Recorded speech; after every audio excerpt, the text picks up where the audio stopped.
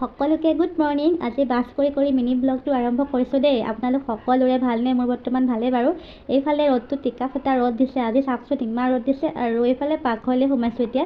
পাকঘৰলৈ সোমাই একদম মাথাটো নষ্ট হৈছে, গোটেই বস্তুবোৰ চেদেলি বেদেলি হৈ আছে। এনেকুৱা হ'লে মোৰ বিৰাট খং উঠে, কিন্তু কাৰ দুখ? মোৰে দুখ ন, কি কৰিব, উপায়টো নাই। আৰু এইফালে পিঠাগুড়িয়ে গাখীৰে চেনি দি পেলাই এইখিনি গুলিছোঁ মানুহজনৰ কাৰণে। ৰাতিপুৱা বনাই দিম। এইফালে মই তেল দিয়া নাই, অকল পিঠাগুড়ি পিঠা বনাম। খাবলৈ বহুত টেষ্টি হয়, হেল্ডিও হয়।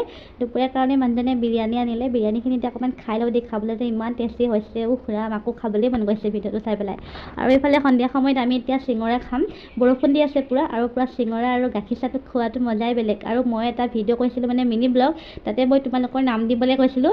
দুজনী ভণ্টিয়ে নাম দিলে, কিন্তু মোৰ নামকেইটা কি হ'ল, ভিডিঅ'টো মোৰ ভাগত ডিলেট হৈ গ'ল। কিবা এটা প্ৰব্লেম হ'ল নেকি, সেইটো কাৰণে তোমালোকে প্লিজ নামকেইটা কৈ দিয়া, প্লিজ। চৰি কৈছোঁ, বেয়া নাপাবা, নামকেইটা পাহৰিলোঁ মই। আৰু চিঙৰা চাওকচোন, আৰু কমেণ্ট কৰা ভণ্টিকেইজনীলৈ বহুত বহুত মৰম।